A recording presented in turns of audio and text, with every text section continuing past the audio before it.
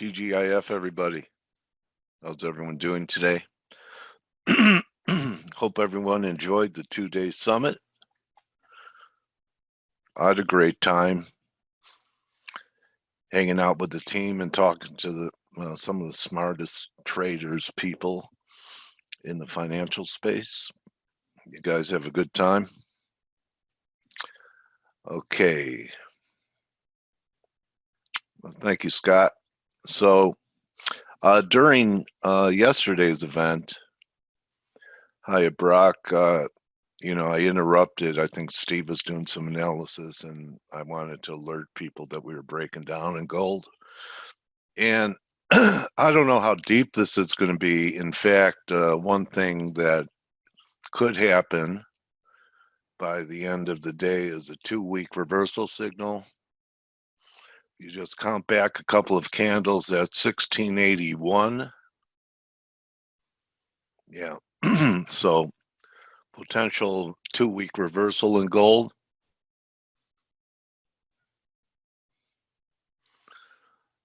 Reporters will, any reporter could give you a reason why something is doing something. So how about that the dollar has peaked? So the dollar, Trader FX, is hanging on by a thread. Okay. And if the dollar does not turn and takes out this low, which has confluence with these two MAs, look out, this low will give out. Okay. And we'll get another low. So we had a lot of dollar bears here over the past couple days. I'll tell you what, the yen is really tough to trade because I thought that was an important level. You know, and you sold the breakdown, you thought you had it, it tested, it came up. Then was it a false breakdown? No. And then here we are breaking down again. So I'm going to take the Steve Volge approach on yen right now. And that means, why trade it? So definitely weakness. Any preferred long or short of the Dixie? Yeah, a great segue question because this is starting to work, Scott. This EG, which I took heat on most of the week, scaled into it. Worst long was at 50, then I added at 18, and yesterday added at 80, and it looks like we've come out of this downtrend here. We've recaptured the 61.8. It looks pretty good to me. So EG, when EG looks constructive, your preferred long would be Euro over cable. So this might just be beginning. I think there's a chance for us to trade above this high, head up towards the 89.5, 90 level. And if I wanted to get real big picture, what kind of high do we have here in EG? And I'm not saying you can't have important highs when it's confirmed, but it would be unusual. And even if this maintains being the high, you have quite a nice move. A 50% correction back to 90 would be a nice trade. So that's really about all I want to say. Is I want to thank all my teammates for putting together one of the best events I've ever been a part of. Okay, and you guys know FX Street always puts on big events and all day, one idea, theme type webinars. But I'm telling you, the guest lineup that we had, I learned a lot, and kind of is shaping some of my, shall I say it, I have biases in the market and narratives that I'll be looking for. And it definitely has, besides what I'm seeing in the charts, tempered my dollar bullishness at this point. So very possible what's happening in Euro here may be embryonic when you look at it on a weekly. some of the targets that Peter Goodburn had. Maybe this was it, and we pulled back and we put in a higher low, right? Still has some proving to do, right? Above here, above 110, back over 11.5 is going to project above this high. So we may be on the cusp of a change in trend. We'll see what happens, and want to thank everyone for their participation. There was a great offer yesterday. If you had it, I don't know if I could get the guys to extend it one more day on a Friday. Yeah, well, they've heard me, so it's up to them. And what a great job by Blake. Had a great presentation on both sides of the dollar argument, and does yesterday's action in the dollar give you a little bit more of which side of the coin you're going to come down on, at least for the next 10 minutes, Blake? Well, hey, look, I actually shorted the euro dollar. I shorted the euro dollar just about 5 minutes ago. So I'm okay. You express your opinions. I'm expressing my opinion on the dollar overnight. Now, okay. and the thing about, well, first of all, let me step back for a second, and let me say what a great job you did, Coach. You did a fantastic job. I know you really got a lot of these wonderful speakers to be involved in the Traders Summit.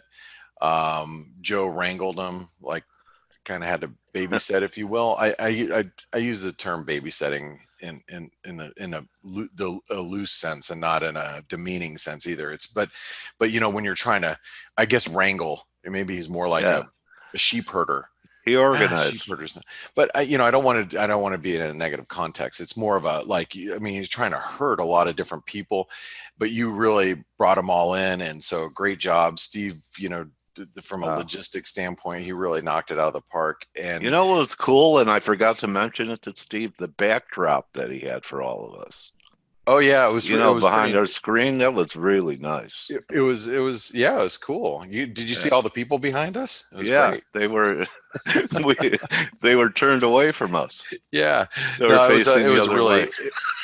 You guys did a great event, and hats off to you. I mean, I'm tired just because from the anticipation build up to doing a presentation in front of a lot of people, but you were there the whole time, and you really did a great job. So hats off to you, and hats off to the rest of the team. So it was fun. So hey, as far as the market goes, a couple things. You don't even have to be a ForexAnalytix subscriber to kind of know what I was thinking last night. If you just look at the chart of the day, which is free, this is the Euro Aussie. I picked this up overnight, and based off this is the candle. Actually, let me be able to zoom in. That was a great chart of the day. Thank you. It was a bullish engulfing candle. What a call! Right.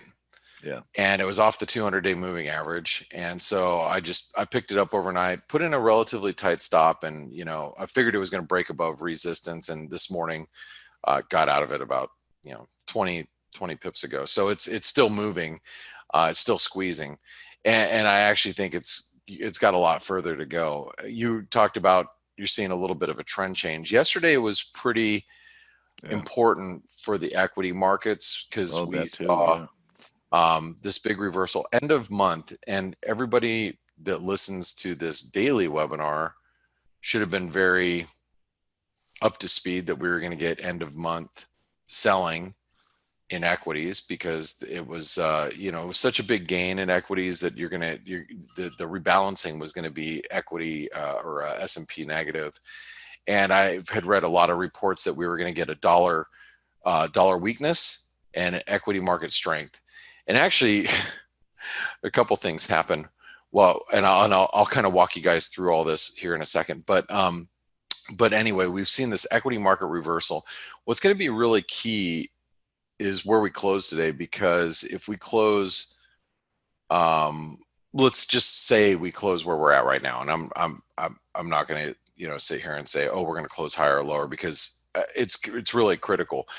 But we're going to have a false breakout this week if we close where we're at right now, and that's something that is pretty important to be aware of, because we had this false breakout above the 618 retracement, and that's going to keep, I think, the downside pressure on the market. And I have to point out that just because we're seeing these cases of the virus subside, thank God, we're starting to see summer take hold, and maybe the impact of the virus is not so great, and it's subsiding a little bit.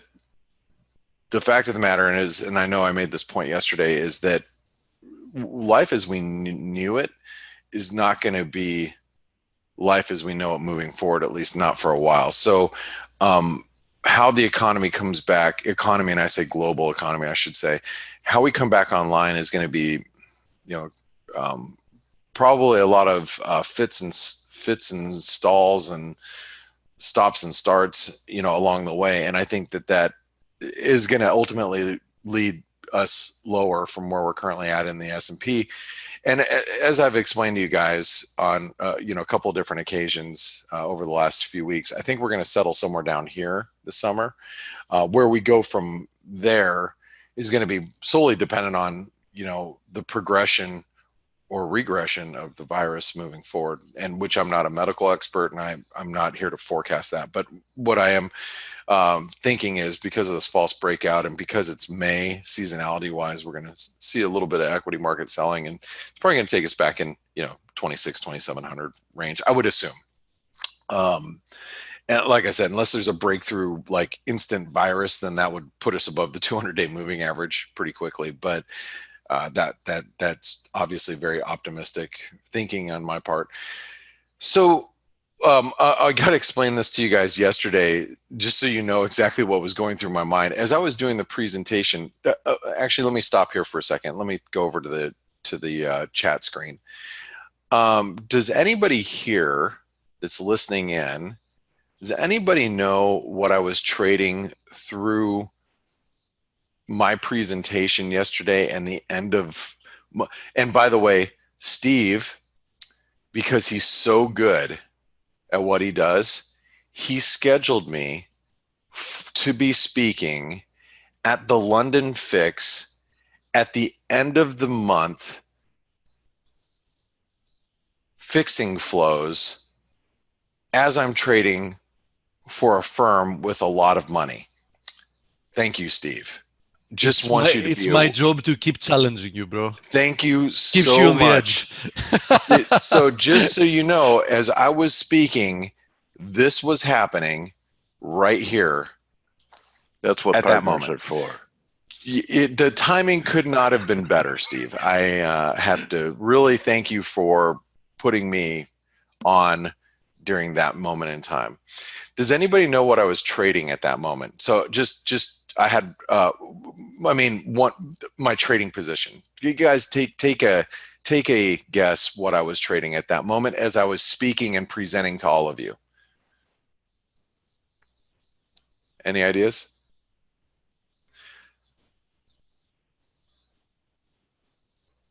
I'm looking at your answers, and Chad got it. George got it.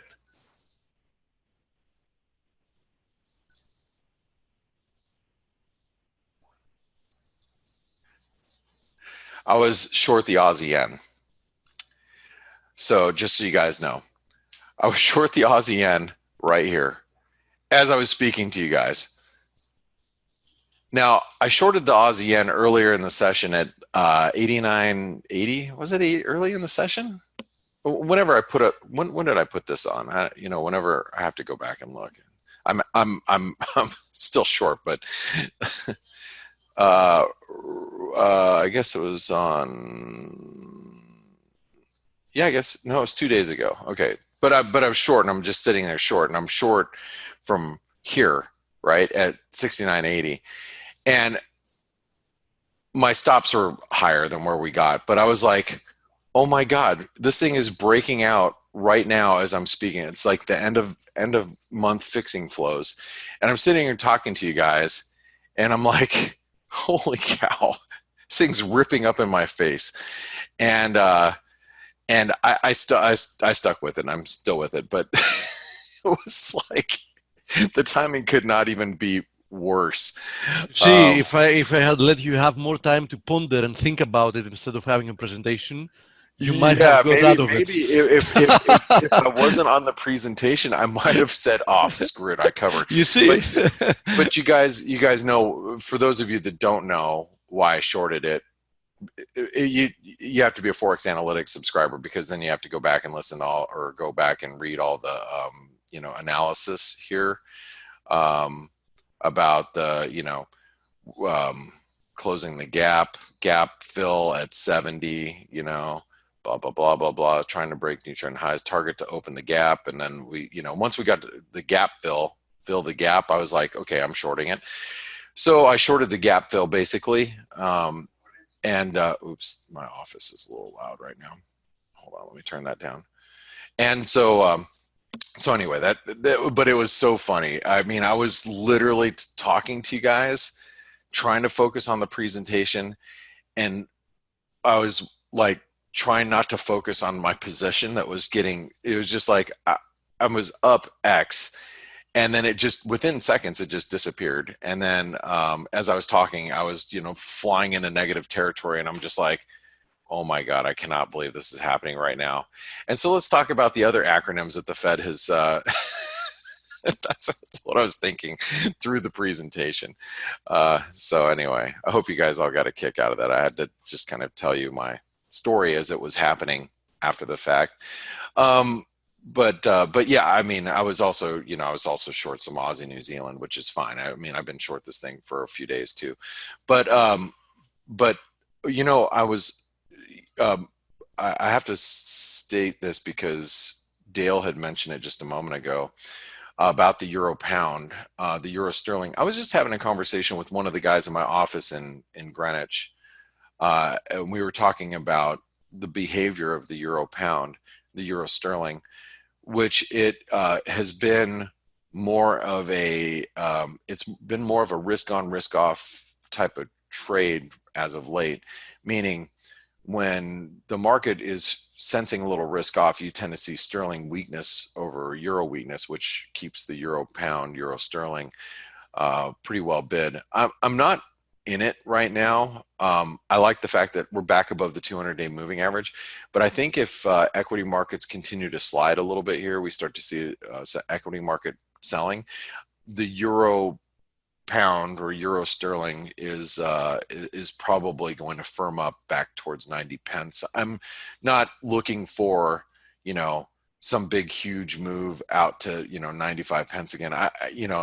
Frankly, I'm just kind of trading it more of a risk on, risk off type of trade. But it was an observation that I've been thinking in my head. I'm like, whenever the market goes risk off, the pound just tends to be a little bit more weaker. And then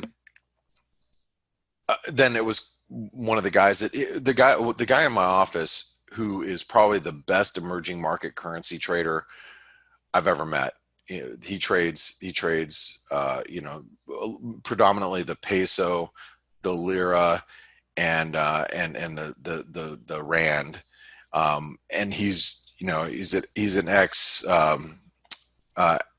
Lehman, ex Citi trader. He's my age. He's I think he's almost 50, and he's got a teenager graduating next year, and so him and I are about the same age, and we were discussing the euro sterling, and when he said that, I'm like, man, that confirms exactly what I've been thinking too. And like I said, I'm not trading it now. I'm not long the euro pound, but I think you trade it on both sides of the 200-day moving average. Well, actually, let me take that back. I'd rather trade it below the 200-day moving average, and as long as it's holding above this 87 pence, I'm going to be playing it on the long side, I think, as long as I feel that as long as I sense that the equity markets are weak, that's going to be my go-to trade on dips. And this is kind of cutting out a lot of currencies that I'm really unsure of. As you guys know, my dollar view, even though I'm more of a dollar bull, and as you can see, I shorted the euro dollar today, and I want to stay short as long as it's closes below 110. I'm not 100% confident in my view in the dollar because I've got a few different opposing views depending on the currency that I'm trading. The yen, even though I'm short the Aussie yen, and I feel the Aussie yen is a great proxy to equity markets, which that's the reason why I'm short, it still is, the yen is still a little bit of an outlier to me. So I'm trying to find other pairs to express my bearish or bullishness in the S&P, and right now it's the euro sterling, believe it or not. So anyway, it's just one of those things I wanted to bring to your attention that I'm thinking, and like I said, it was confirmed by one of the guys in my office. Just kind of confirmed the way I was thinking about it. Another pair that I think we need to be aware of is the US dollar Mexican peso. And this one I traded poorly, just so you guys know. I explained this yesterday, but I'll explain it again. I bought this thing at because I figured we were going to be at triangle support here. When we hit 23.77, I bought it right here on this red candle. And it was at the end of the day, and it slipped a little bit in the Asian Open, and it popped back up to my break even. I think I basically flatted the trade. And then of course I missed this ramp up that we get yesterday, that started yesterday. But I was trying to play off this triangle support. I do think we're in this like big triangle type of formation, and if you're an emerging market currency bull and you're like, man, I think that the peso, this is a great value proposition and I want to be long pesos, I would just wait for 25, or whoops, I didn't mean to do that. And if you're like me and you think that the US dollar Mexican peso is heading to new highs, and it might even be just brief new highs, but I think we're making a run for 26 to 27, somewhere up here, then you got to play it off of the support. Obviously right now is not the time or the place to be playing the US dollar Mexican peso. You don't have any edge here. So it's not something I'm going to do now, but it's just something that I think we need to be aware of. Also, here's the US dollar Canadian. The US dollar Canadian, I was hoping was going to, I had all sorts of bids down here yesterday at 137.50. I thought we were going to take out these lows. Just because I think something's going to happen doesn't obviously mean that it does happen. But I was hoping we would get down here so I could be long down here. And obviously none of my bids got filled. But what has happened is we're creating this like pretty key support. And I think that support's playable, meaning that I think we can trade off of it. Now with crude getting its Friday lift right now, it might cap the rally in the US dollar Canadian, but what I'd rather do is be long somewhere down here sometime next week, and I think that's how I want to play it. I don't necessarily want to short the US dollar Canadian, because if we do go into a risk off type of event, like let's say the S&P drops another 3, 4, or 5% from here over the next couple of days, the US dollar Canadian could potentially break out, and I don't want to be short, so I'd rather be on the long side down here or closer to 139 if I can get it. So those are just some things that I'm thinking about. It's Friday. I'm up pretty good money overnight from my Aussie exposure, so I'm not. The worst thing for me to do, and this you guys probably feel exactly. You guys probably feel exactly the same way I do if you've been in this situation. If you're up on a Friday or you've had a good week, and I've had a great week actually trading, the worst thing to do for me is to piss away profits on a Friday because it leaves a very sour taste in my mouth over the weekend. And then I have a crappy weekend. I beat my wife. I slap around my kids, kick the dog. You know, I have a bad weekend. Shoot the cat. Yeah, shoot the cat. I end up having a really piss poor weekend when I just, I bleed away profits on Friday. So what's wrong with having a great week and and getting flat and just enjoying that you had a good week? There's nothing wrong with it. The only you don't thing have is, an excuse to beat your wife. Yeah, right. There you go. The only thing is when opportunities present themselves, I do think that the euro is at levels that I want to be short. So, the fact is I've got a small position here. It's not aggressive. We're still making hourly higher highs, and higher lows. So I don't want to be super aggressive here. But I've got a starter position on the euro being short, and I'm going to try to hold it depending on how the day progresses. If by the end of the day we're trading above 110, I'm probably going to cut it loose and enjoy my weekend. But if we close a little lower and we close down closer to 109.50, I intend on keeping it going into next week. I do think that we need to sell into the strength. Like I said, there are certain currencies that I do want to play dollar strength against, and the euro is one of them. So but like I said, I'm very, very careful on Fridays, especially after coming off of a good week. And like that, there's nothing worse. I'm sitting here looking at my P&L right now at what I've done overnight. There's nothing worse than just going from this nice positive number to a flat or negative number. That's like one of the worst things in the world to me. Yeah, the month has just begun. So yesterday you booked a good week, a good month, and here we go again. Exactly. So there's no residual income in trading. Have you noticed that? What's that? There's no residual income in trading. You have to keep doing it. No, like insurance salesmen have. So in insurance sales, and what else would be residual? I don't know, but network marketing, MLM, and things like all that stuff. Something having a book, writing a book. There you go. Having a book. Oh, having a book. People trading.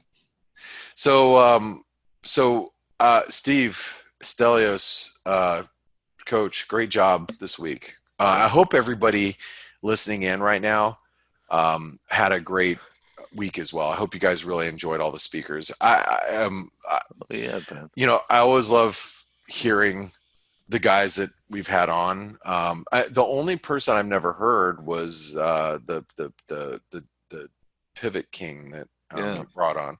That was the first time I've actually heard him speak. I got him going at the end. I had to, did you I see had to that? step away. I could actually hear away from my office. I could hear the speakers and you guys going off. So, yeah. I thought I was in a kind of like a Robert De Niro, Al Pacino movie for a little while. Yeah, he's very East Coast. The wise guys. Very East Coast.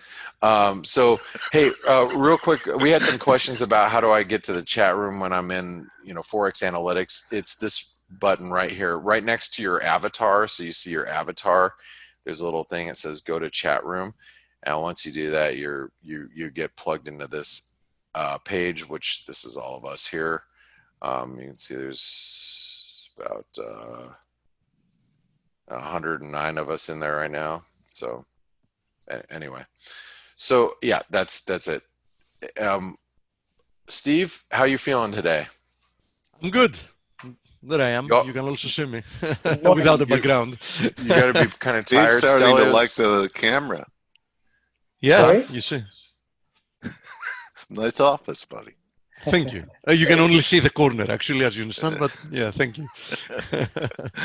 Nice. So Stelios, how are you doing? I'm very well. Can I just say it was an amazing event, and obviously my man crush Peter Schiff was there. I was loving every second of him and everybody else actually. So well done, guys, to everybody. And Dale, you were, well, I love you, so you were great. Oh, thanks, Dale.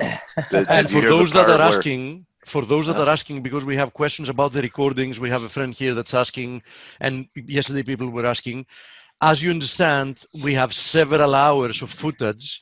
We don't want to upload it unedited. So during this weekend, we're going to be working on editing the footage, and it's going to be by the end of the weekend, it's going to be up. Don't worry, all of you that registered for it, you're going to receive an email when it's ready, so you know where you should go to watch it. Okay. So you're going to have it within the next couple of days at your disposal, and you will be able to see whichever of the presentations or interviews as many times as you like. Fantastic, Steve. All right. Great work, Steve. Well, yeah, great work, team. And I'm going to let you guys get to the analysis. And I want to wish everybody a great, safe, happy weekend. Be safe out there. And I'll catch you guys on the week ahead video that'll come out this weekend. So if you guys aren't accustomed to watching that, make sure you watch it and share it with other traders. That always helps us out. I always try to urge you guys, hey, hit the thumbs up on the YouTube video when you see it, and share it too, because that helps us, spread the good word. So thank you very much. And Steve, Stelios coach, hats off to you, passing it to you. Thank Have you, a great Blake. weekend. Thank you, Blake. Thanks, guys. You too.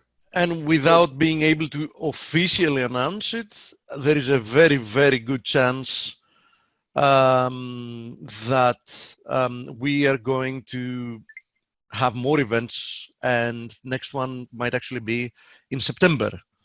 So we're going to have more time to work on it.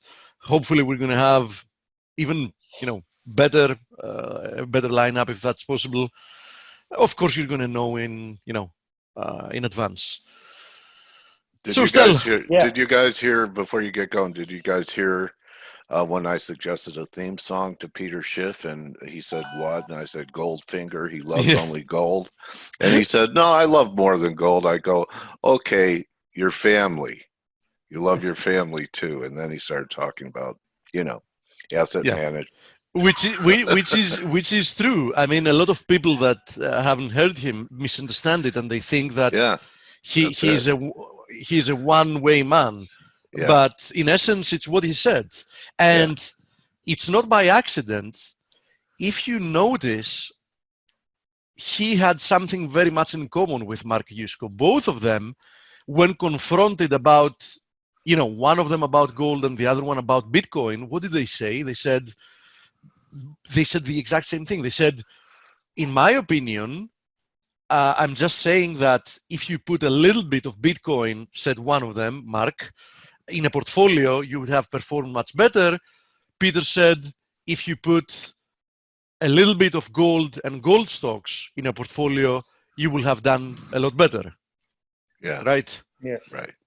That's one of the misunderstandings that they exist with these people. People think that they're all, 100% this asset or that asset, something like that. But anyway, they were both very, very interesting. And Mark Yusko, we had a drink with him, Steve, last summer. He's a really, really nice guy. Really nice guy. I'm jealous. He's really Yeah. nice guy. Yeah. And Yeah. easygoing and very sweet spoken, and he's what you see. Actually, he's very genuine. I mean, you know how it is, Dale. I mean, all these guys are very well off, right? It's very easy if you get there, to act like a diva. You know what I mean? Yeah, Yeah, but cool. nothing like that. yeah. All right. Okay. So quite day to day because it's a holiday. Actually, Yes. we were laughing on our Skype chat because Amanda said, "Oh, it's a holiday." Oh no, we're not in the EU anymore, the UK. So it's not a holiday in the UK. It's not a holiday in the US, but it is in most of Europe, and it's been pretty quiet today. We had a couple of economic indicators, some PMIs out of Australia and UK came in weak as expected. And, this is most likely going to continue for the next few months or a couple of months at least. We have US manufacturing PMI coming in about an hour and a half. The interesting thing in terms of movement today, market movement, is that, there are these commodity currencies like Aussie Kiwi, the Norwegian kroner, and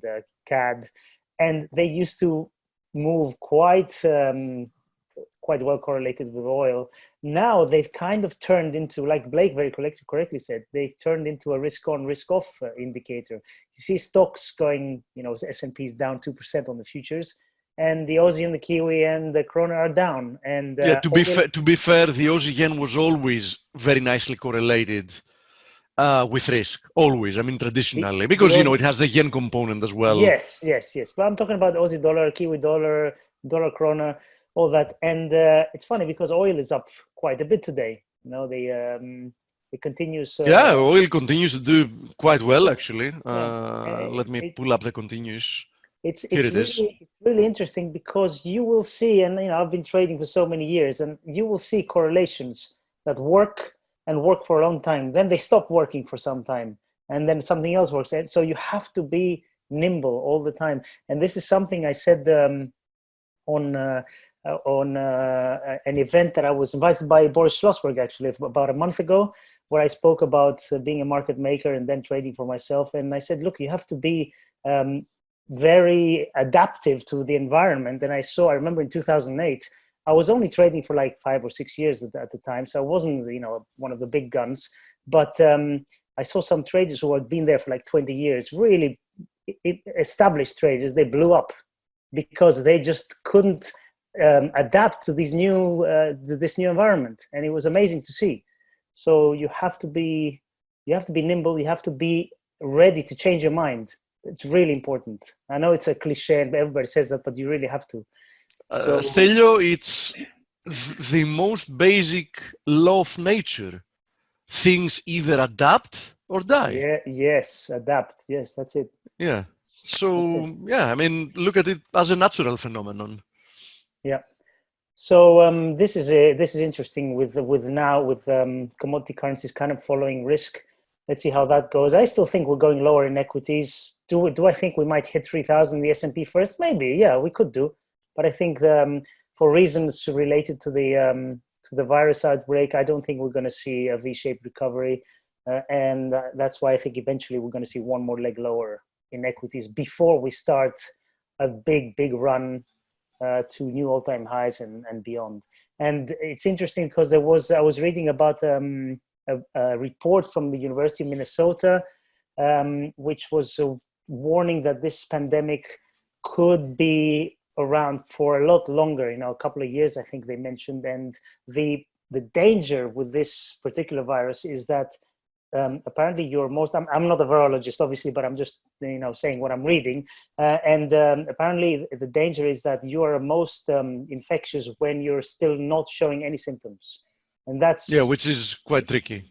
So that's why they think, and I think they're right, that it's going to be very difficult to contain this, until obviously there's a proper vaccine. And so it's extremely important to either get an effective treatment that will reduce substantially the chances of side effects that eventually kill some people, or vaccination. Yeah, absolutely. So that remains my view on the way this thing is going to go. And I think, I've read a lot of experts saying that, wait until September, October, and there's going to be probably a second wave. And, I hope there isn't, but, There wasn't the case of the Spanish flu 100 years ago. Let's hope that's not going to be the case again, although I'm afraid there is a substantial chance it's going to happen, as you said. Yeah. So, I'm very cautious with equities. I think a lot of the shorts have been squeezed out, and if we get another push towards 3,000 or so, I think that then the FOMO crowd is going to get in, and then we'll be aggressively ready. Then we're going to be ready for the leg lower. So it just needs a lot of patience. I'm not long, and I'm not short either. I've put in my bids quite a bit below in some indices and some individual stocks, and I'm just waiting. So. So other than that, it's quite there, as you can see, and really just the US data in about an hour and 20 minutes, and we can all, I think, just relax for the weekend. Okay. Oh, there's a cat. I saw the cat. Yeah, Harris is going back and forward, Nice. You can see a tail. Nice. You know how it is. Cats feel everything is theirs. Yeah, absolutely. Okay, so great. Quite nice reversals that we got yesterday. Here's the S&P 4-hour chart. Broke through this channel. You can see it in purple. Never managed to break back above it. Crafted, in essence, a new ascending wedge there. Broke down below it. My coast average is at 29.02 or 3. So now I'm in the money. I've already placed a stop loss above the highs. Actually, you know, not exactly above the highs. It's at 29.80 to begin with. So now I'm going to write this out. At the same time, and if you remember, we kept saying that, we're getting confirmation. That was a 4-hour chart, by the way. We're getting confirmation from important FX pairs. Look at those again. Beautiful, beautiful ascending wedge. I mean, textbook. Yesterday, despite indices turning lower, we got like a pin bar, which is an indecision bar. But look at the continuation we're seeing today. I mean, quite a nice. Let's have a look at it on the 4-hour chart. So here it is on the 4-hour chart. You know, I was focusing more on the 4-hour chart, drawing, you know, the flags, etc. And now it's failing. The trend line you should be looking for is this one, right? We've already broken through it. So if you want to see the wedge on the 4-hour chart, here it is. It's this one, breaking below it very nicely.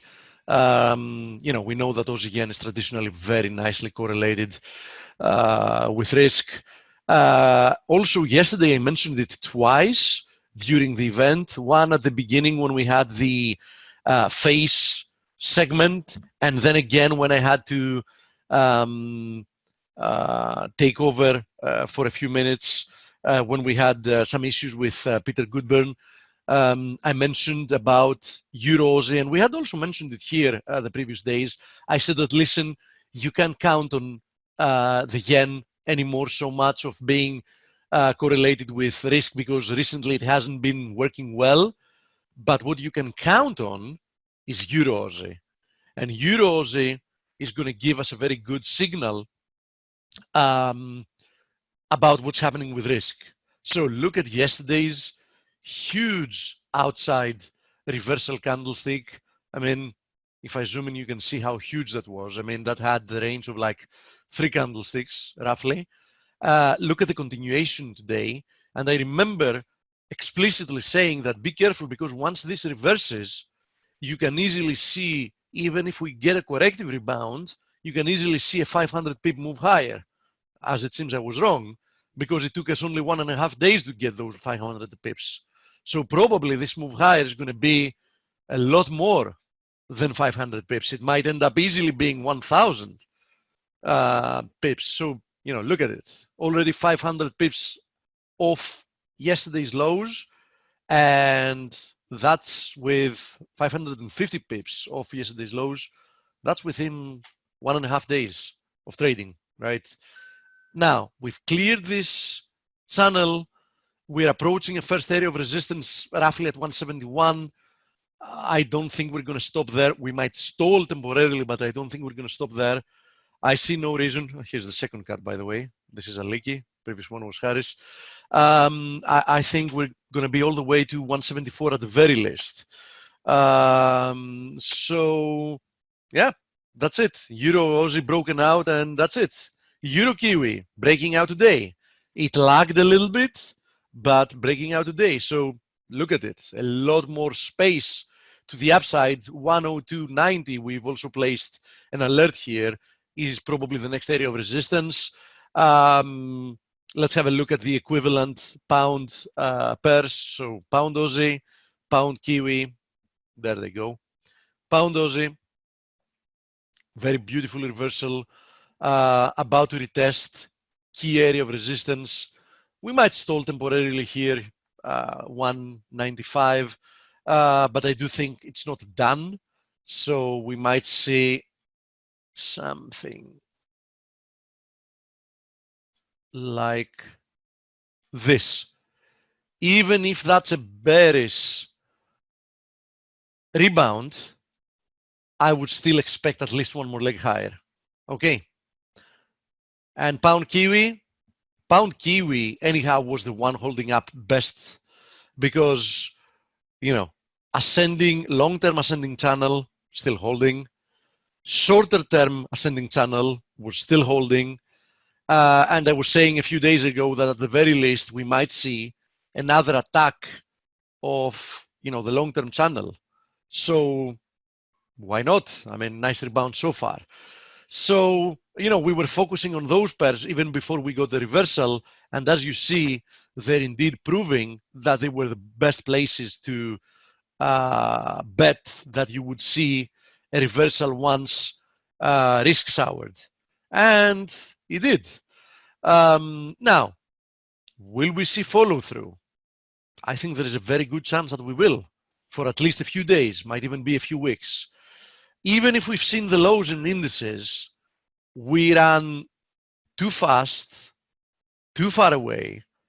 We are uncertain about valuations, but you can have a very high confidence that they are at all-time highs because we know that earning estimates have been depreciating very fast and perhaps they will continue doing so.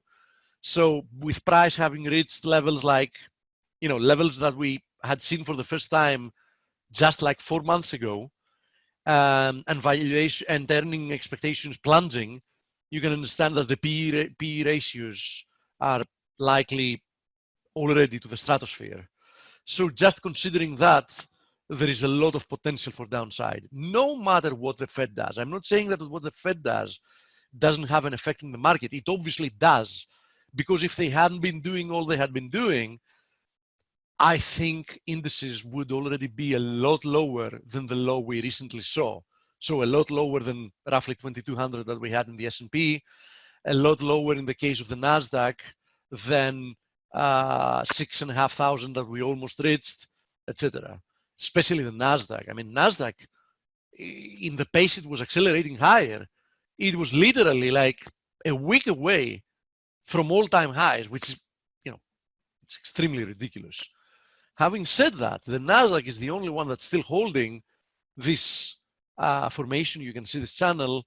I think it's also going to break through it, and I think that it also has a decent downside potential. I think that for the NASDAQ, 78.90 is going to be a key area of support. Yes, there's a good point. Susan says, Susan says she enjoyed the trading summit. I'm happy to hear that. We've had a lot of positive comments, and trust me, we're very happy about it, because at the end of the day, you know, we do this for various reasons. We obviously want to increase, you know, following to ForexAnalytix and our product. But, you know, we said it since the beginning. I know that a lot of people say it, but not many people mean it. The first conversation I ever had. Yeah, the first conversation I ever had with Blake about building this company is Blake telling me, listen, I've been working with this crowd for many years, and my first focus is to help people do better than they would do otherwise. And he meant it. So trust me, we're very happy, you know, to provide a lot of free content. I mean, we provide a lot more free content. I mean, we had a lot of people tell us, you know, Face is a nice product. Why don't you monetize it? Why don't you put like a small fee to it or whatever? But, you know, we genuinely want to offer, you know, we know that some people can't afford anything. Can't afford, I mean, a subscription or whatever. Some people just enjoy hearing about trading. They don't even have a trading account. They hope they're going to have in the future or whatever. Now, the question was, Baroque said about NQ gap above. Yeah, I mean, every gap will eventually probably be going to be filled, or most of them will. Doesn't mean that we have to do it now. There's a very good chance that we're going to see much higher prices in indices, and both Stelios and I, that are very bearish about the economic environment, believe so, for the wrong reasons, of course. We believe that we're going to see a huge appreciation in indices because of inflation. asset price inflation, and probably eventually dollar and in general fiat currency devaluation. So yeah, I believe that gap is going to be filled. That doesn't mean it has to be done now, right? It can be done after we see a very decent pullback, and that's, I think, my main case, and it will remain. Now, questions we had about Aussie, Kiwi, USD CAD. So listen, we said that the Aussie would eventually fail. Worst case scenario, I thought we might make it to 66.70. We didn't make it there. I said, I think like 3-4 days ago, something like that. I said that, you know, for me, it's not a if and when they're going to fail. It's about what kind of a move we're going to see once they do. Because the type of the move we're going to see now, and actually I remember I drew on a 4-hour chart on the Aussie USD. Yeah, here it is. It's still here. So we were obviously back here, 28th of April, that is then, okay? So I said that, listen, you know, Aussie is going to fail somewhere there. Actually, you know, we got it right. So it's going to fail somewhere there. So for me, it's all about what kind of failure are we going to have? A failure that's going to produce an impulsive move lower, or a failure that might produce a corrective move lower. In one case, I'm going to be very interested in buying. In the other case, I don't know if I'm going to be interested in selling, because I know that these pairs are already extremely oversold in the long term. I would rather participate in that sell-off through, you know, other markets, right? Probably the stock market. So, you know, here it is. We have the beginning of it. Let's see what type of a move we get. I do think so. I do think, though, that it's going to last for at least several days. Okay, so, I mean, I wouldn't be that fast in trying to buy it immediately. I think we're headed lower first. Same thing with Kiwi, so no need to go over it separately. Now, having to do with USD CAD specifically, let me pull it up. First of all, if you remember, I keep repeating in USD CAD again and again and again. What I've been saying is above 138, look higher. So we retested 138.50. There is a chance that we even created a double bottom here. When are we going to know that this was a double bottom? Answer: if we see levels above 142.60. You can see that area there. Above 142.60, let me mark it with a different color. Above 142.60, besides having already triggered, before we get there, this pennant, you know, quite a big one, above 142.60, we trigger this double bottom, which has an implied target, coincidentally or not, up there. So a retest of the 146.70 area. Okay. So, you know, USD CAD, you know that I'm long-term bearish the dollar. There's no question about it. But USD CAD is one of the pairs that I'm the least bearish. And in any case, I've told you that I'm not bearish the dollar yet, so not in the short-term horizon. So I still see what likely looks like a corrective formation. Now, can this prove to be something different? Can this prove to have been the high already? Yes, it can. How will we know? I will know if I see a breakthrough this 138.50 and an acceleration lower. So it's not only breaking the level, because we might break the level in this type of a manner.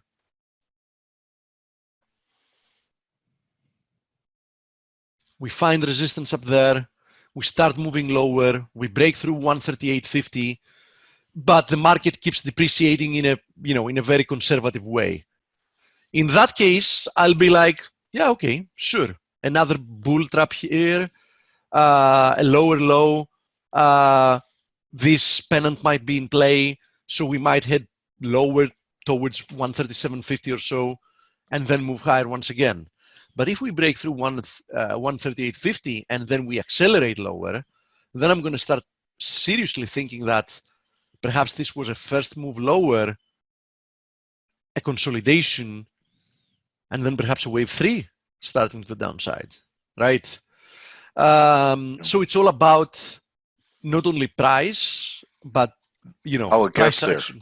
Yeah, price action as well. What type of price action do you see? The reason I'm a little bit more skeptical, and I'm saying that we might have found a high, not my main case scenario yet, but we might, are pairs like this one, the USD NOK. Because look at the USD NOK, how much different it looks from the USD CAD. First of all, the type of the move higher was explosive and easily could be said exhaustive, right? Second of all, look at the type of the rebound we've had here. So far, it looks a lot more corrective to me. Somebody could even make the argument here that perhaps the type of formation that we have in hand here is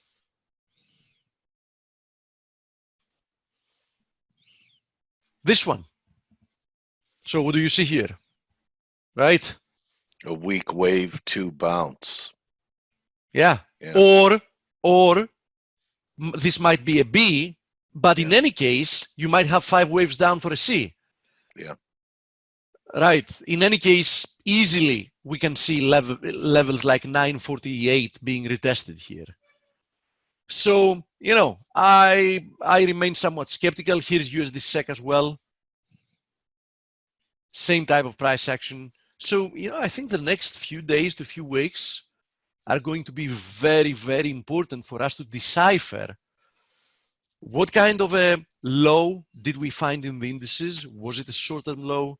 Was it a longer-term low? What kind of a price action should we expect going forward from the dollar? Because keep in mind that the dollar, look at this chart. This chart is a mess. I mean, strong move lower, stronger move higher, rather strong move lower, and now coiling. So, good luck trying to trade the DXY here, right? It's a nightmare. It's a chop fest. So give it a little bit more time. Hi Steve, could you have a look at the GDX? Yeah, we talked about the GDX several times during the past few days. Guys, listen, the GDX has genuinely produced a long-term breakout. Look at this. Now, this whole type of price action could be interpreted as a big saucer bottom, rounded bottom. What makes it even more interesting in my eyes, if that's the case, is the fact that before it broke higher, it first really, without a serious reason, took out everybody that was long, took them to the cleaners. I mean, a lot of people probably surrendered here, right? I mean, think about Kirk Spano, he bought it there. Yeah, a lot of people were looking at this. Look at how devious that was. Let's focus on this part. Now I'm going to temporarily draw on this chart. I'm going to annotate. So let me take the drawing Mr. tool. Market's such a mean guy. Yeah, look at this. Look at this. Yeah. A lot of people are starting to get convinced that, oh shit, with all that's happening, gold is going to fly to the moon, and gold stocks, since they're like a high beta proxy, they're going to fly even higher. And then they look at the chart, and what do they see here? They see a cup and handle formation, right? So then we reach that level, and they're like, oh my God, this thing is breaking, and it's going to fulfill the target of this cup and handle formation, which is like from like 17 to 31, 32, extended to the upside. Oh my God, a huge move coming. And then the market takes all those people down to 16, lower low than the low they had in this formation. I mean, even the most conservative of those have had placed their stop loss below that low. How about this, Steve? Everybody Here's another goes, devious thing. We negate the breakout that we just had and pull back to correct. Absolutely. Okay, so now it's going to shake out late longs, pull back 5 to 8 points. And yeah, imagine if it blow does again. that. I was about to say that. Imagine now if it does that again, meaning kicked out everybody that was long there, Yeah. made them think that, you know, they were falsely pulled into this trade. Now it breaks up to the upside. Some of them desperately try to jump back on the wagon. Imagine breaking down below the breakout area once again, and then Yeah. exploding higher. That's what I think. I mean, good luck following this type of price action, right? Yeah. But it can happen. Yep. In any case, looking long term and recognizing that, you know, this is a very tricky market, you've seen it. I don't think there is any other way for gold and silver but higher. I mean, realistically speaking, there isn't any. Now, will they move in a straight line? Absolutely not. Nothing moves in a straight line, right? And there is definitely, you know, a big portion of weak hands that have jumped in the market late. So, you know, I'm skeptical about the price action here in gold and silver in the short term, right? I'm really skeptical. But, you know, I have my physical gold and I intend to keep it. If all goes well, I intend to pass it on to my son, probably at totally different levels. I'll find any opportunity of any big sell-off to buy both in the financial markets, but also get some physical silver as well. Where will you know, gold be in 60 years near the end of your journey?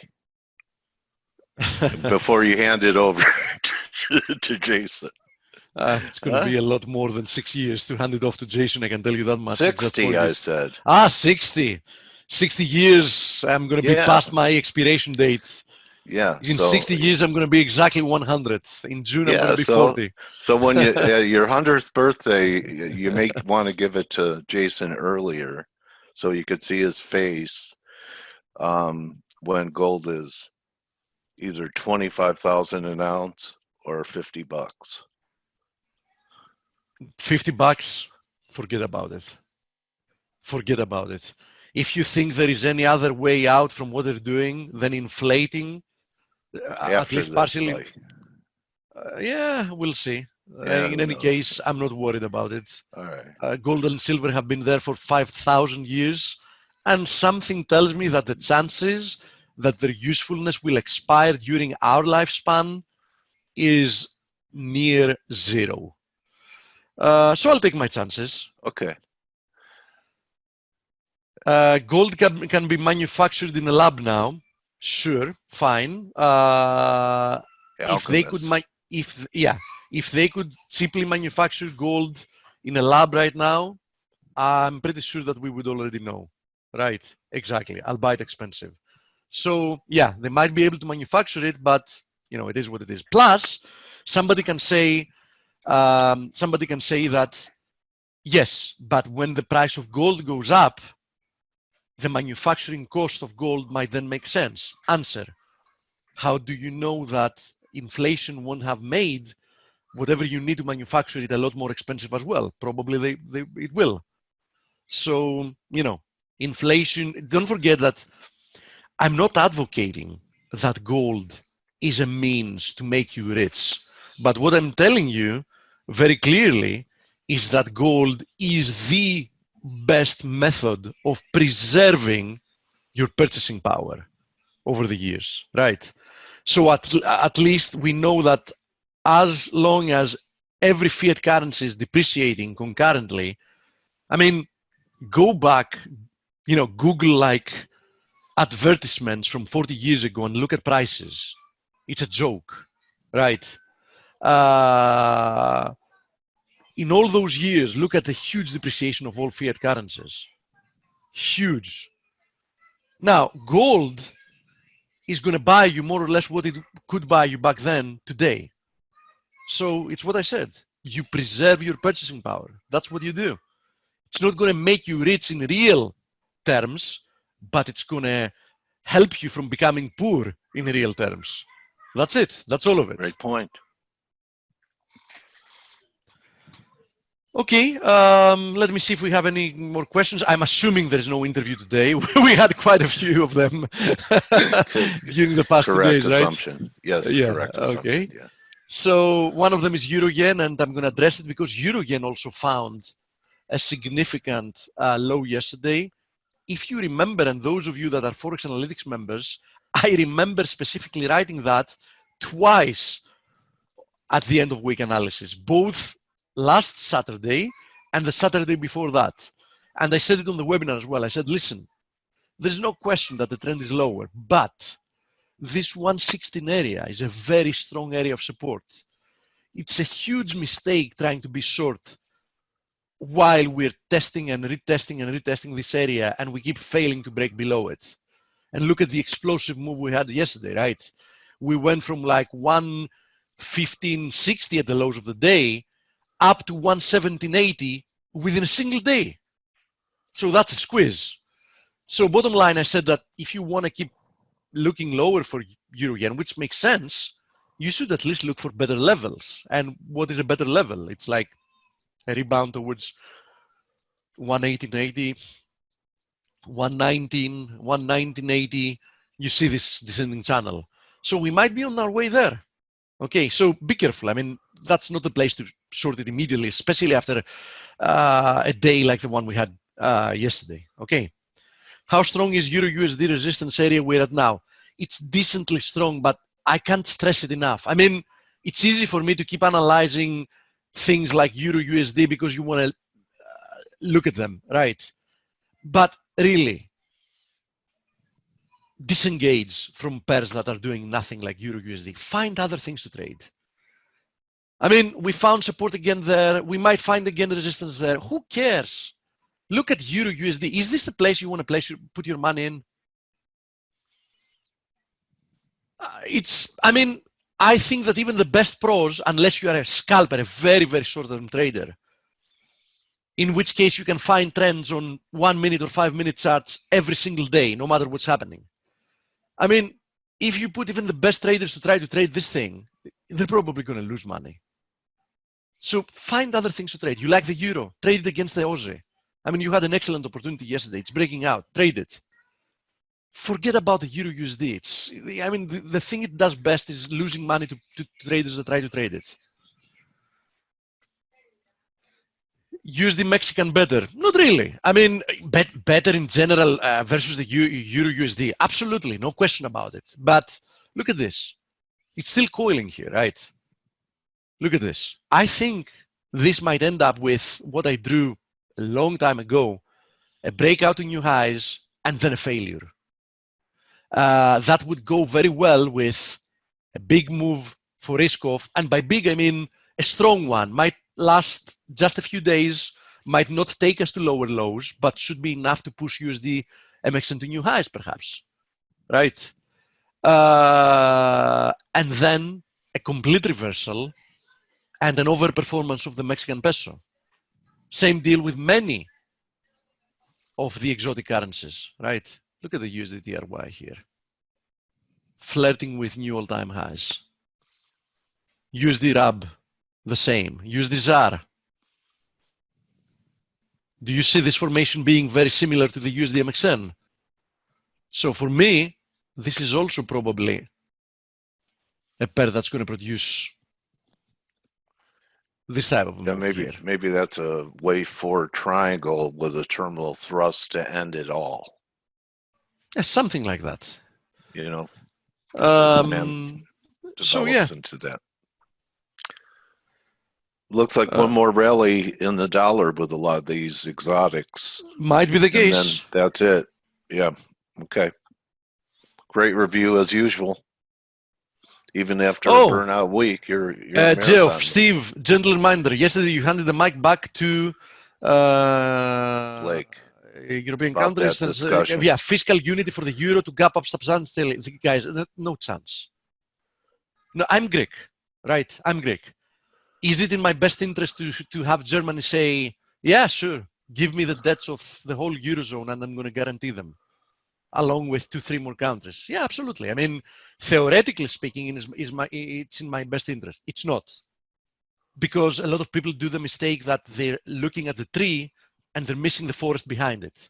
So in my opinion, it's in nobody's best interest to keep expanding this huge Ponzi scheme of moral hazard.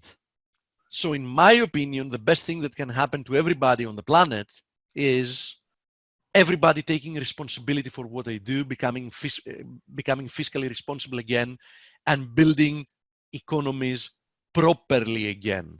Last year, the US economy, directly or indirectly, grew 90% based on consumption. Can you understand that? That's sickening. You can't have an economy that only consumes. Strength, and the US used to know that, comes from producing. Right? I mean, there is a limited amount of time that you can persuade the planet to sell you the goods that they produce by using LLC. You know, easy acronym to remember it by, like the company, limited liability company, labor, land, capital, the three main factors of production. So for how long will you be able to persuade people, countries, civilizations to use tangible assets, factors of production, to manufacture things and sell them to you, to us, all the countries of the developed world, right? In exchange for useless pieces of paper that, you know, are promises to pay in the future. I mean, this is absolutely unmanageable, and it's going to fail miserably in the future, very miserably. And we're going to end up being under the boot of countries that don't even respect democracy, like China, for example, because we will have done all the wrong things for many, many, many years, and we will have given them the ability to control our way of life. Okay, and that's going to hand our children and, you know, our children's children, etc. Yeah.